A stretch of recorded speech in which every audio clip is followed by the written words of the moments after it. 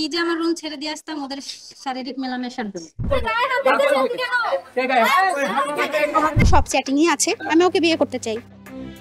Community সেন্টারে চলছে বউ ভাতের অনুষ্ঠান, এক পাশে খাওয়া দাওয়া, অন্য পাশে ফটোশুট। ঠিক সেই সময়ে হাজির এক তরুণী। তার দাবি বর সিফাত জামান বছর 3 আগেই তাকে রেজিস্ট্রি ছাড়াই বিয়ে করেছেন। বিয়ের দাবিতে তরুণীর এমন অপ্রত্যাশিত উপস্থিতিতে বউ ভাতের আসরে শুরু হয় হট্টগোল ও নানা জল্পনা কল্পনা। শুক্রবার 6 ডিসেম্বর বিকেলে এই ঘটনা ঘটেছে রাজশাহীর একটি কমিউনিটি সেন্টারে। পারিবারিক ভাবে আর কিছু হবে না, পালাতে হবে। তো আমি বলছি যে পালাতে হবে তাহলে, কারণ আমাদের তো রেস্ট্রি ছিল না। তো আমি বলছি ওভাবে তো করতে চাই না, করলে তো আগেই করতে পারতাম। তো আমার বড় দুলাভাইকে কল করতে বলি, তখন আমার বড় দুলাভাই ওকে ও কল করে না। এদিকে যখন ও মেয়ে দেখছিল, এটা তো অক্টোবরের 4-5 তারিখের ঘটনা বললাম, রেগুলারই ওর সাথে আমার কথা হচ্ছে, সব চ্যাটিংই আছে। 18 তারিখ ও হুট করে এঙ্গেজমেন্ট করে ফেলে। তখন তো আমি ওর ছবি দেখি, দেখার পর আমি যখন ওকে বললাম, বলতেছে ইনস্ট্যান্ট এটা হয়ে গেছে। এখন সবাই তো বলছে আমার বিয়ের প্রমাণ নেই, তাই না? আমি ওকে বিয়ে করতে চাই। আমরা শপিং টপিং সব করেছি, ওর জন্য আমি যা যা কিনেছিলাম সব রাজশাহী নিয়ে এসেছি। এবং বিয়ে আসলে হয়ে গেছে, ওর সাথে কালমা হয়েছে। কালমা আপনার পরিবার জানে?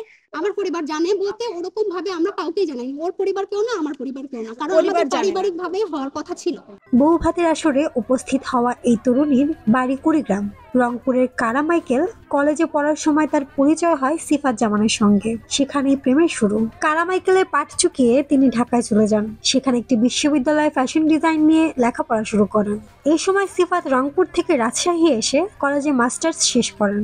পরে চাকরি করতে যান নারায়ণগঞ্জে। দুজন কাছাকাছি দূরত্বে থাকায় আবারও শুরু হয় প্রেম ভালোবাসা। প্রেমের পরিণতি দিতে 2021 সালে কাবিননামা ছাড়াই হুজুর ডেকে বিয়ে করেন তারা। নিজে আমার রুম ছেড়ে দিয়ে আসতাম ওদের শারীরিক মেলামেশার জন্য। না না না ঠিক আছে, কিন্তু বিয়ের আমি একটা কথা বলি আপনাকে, আপনি যত এখানে যাই বলেন না কেন, এটা আপনার মুখে এসে আসবে না। আপনি যতক্ষণ পর্যন্ত ডকুমেন্টস না আনতেছেন, আমি এটার জন্য কি করতে পারি আপনার জন্য আমাকে বলতে পারেন। তরুণীর দাবি, কাবিন ছাড়া বিয়ের 3 বছর পার হওয়ার চলতি বছর পরিবারকে জানিয়ে ধুমধাম করে বিয়ের অনুষ্ঠান করতে সবকিছু গোছানো শুরু করলে তিনি জানতে পারেন প্রেমিক সিফাত বিয়ের প্রস্তুতি নিচ্ছে। এ নিয়ে সিফাতের বাড়িতে হাজির হলে তার পরিবারের সদস্যরা দুর্ব্যবহার করে তাড়িয়ে দেন। পরে জানতে পারেন সিফাত বিয়ে করে ফেলেছেন। পুরনো স্মৃতি এবং নতুন জীবন শুরুর স্বপ্নে তিনি নতুন করে বিয়ের দাবিতে হাজির হয়েছেন প্রেমিকের বউ ভাতে।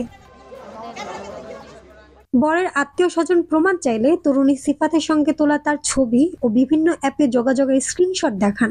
বিষয়টি নিয়ে উত্তেজনা ছড়ালে ঘটনাস্থলে আসে পুলিশ। আইনগত পদক্ষেপ নেওয়ার কথা বলে ওই তরুণী বউ ভাতের আসর ত্যাগ করেন।